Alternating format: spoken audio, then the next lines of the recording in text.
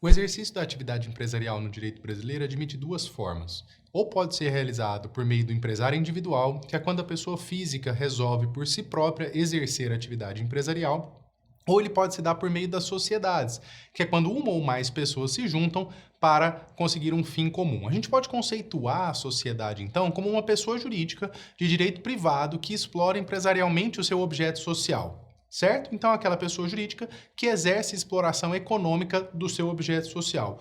Ou é aquela sociedade constituída por meio de ações, porque toda sociedade por ações é considerada como uma sociedade empresária. Quando a gente fala, então, em sociedade empresária, nós estamos falando de um conjunto de pessoas, que pode ser pessoas físicas ou pessoas jurídicas, que se unem para uma finalidade comum e essa finalidade é sempre lucrativa, o que diferencia as associações das sociedades. Lembrando que as associações são também um conjunto de pessoas que se unem para um fim comum, contudo sem finalidade lucrativa. Quando a gente vai analisar, então, os elementos chaves do conceito de sociedade empresária, a primeira coisa que a gente vai dizer é a questão da personalidade jurídica de direito privado, que é estabelecida lá pelo artigo 44, inciso 2, que diz que as sociedades são pessoas jurídicas. Lembrando, pessoal, que algumas sociedades empresárias não possuem personalidade jurídica, tá? E nós vamos falar isso durante o curso. E, além disso, o exercício da atividade empresarial. Lembrando que a atividade empresarial, como o próprio nome já diz, é sempre uma atividade e o conceito do que é ser empresário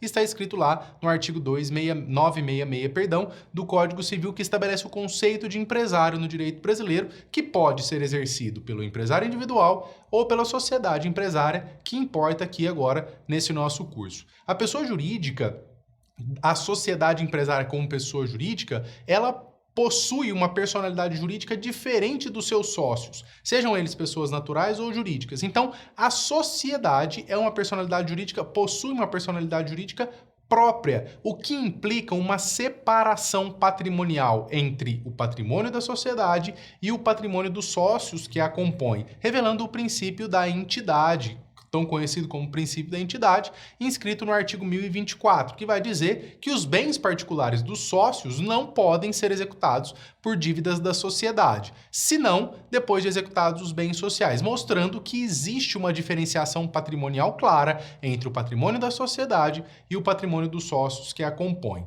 Bom, quando é que uma sociedade inicia e quando é que ela termina? Quando há o início e o fim da personalidade jurídica? A personalidade natural, nós sabemos, se inicia com o nascimento com vida e termina com a morte. Aqui, no caso das sociedades, o início da personalidade jurídica se dá com o registro, ou na junta comercial, no caso das sociedades empresárias, ou no cartório de registro de pessoas jurídicas, quando a sociedade não é empresária, é considerada como sociedade simples. Além disso, a extinção da sociedade se dá por meio da sua dissolução. A dissolução da sociedade importa, portanto, na sua extinção. Nós vimos que o patrimônio da pessoa jurídica, da sociedade e dos seus sócios não se confundem, eles são autônomos, são separados. Contudo, pode ser que essa personalidade jurídica da sociedade seja usada de forma abusiva, gerando um prejuízo aos credores. Aquelas situações em que a personalidade jurídica, a sociedade, é criada única e exclusivamente com a finalidade de gerar prejuízo aos credores. Em razão disso, o ordenamento jurídico previu a possibilidade de que essa personalidade jurídica seja desconsiderada.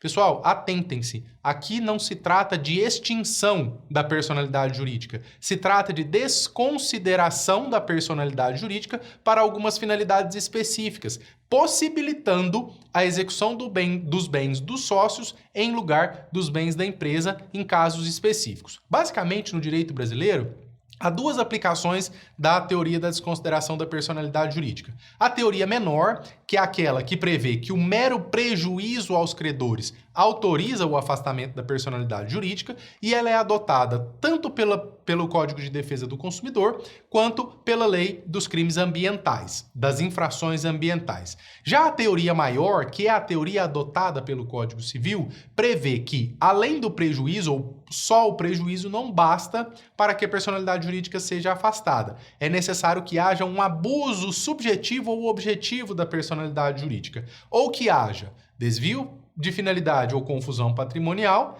e nesses casos é possível que a personalidade jurídica, principalmente a proteção que ela confere à autonomia patrimonial, seja afastada.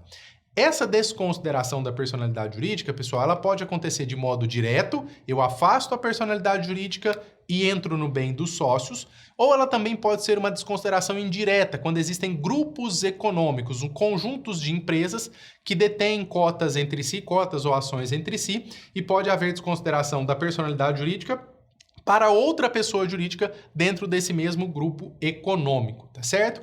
Hoje, a partir do Código de Processo Civil de 2015, é necessária a criação de um incidente processual para que a desconsideração da personalidade jurídica seja realizada. Nós temos, portanto, lá entre os artigos 133 a 137 do Código de Processo Civil, o Instituto do Incidente de Desconsideração da Personalidade Jurídica.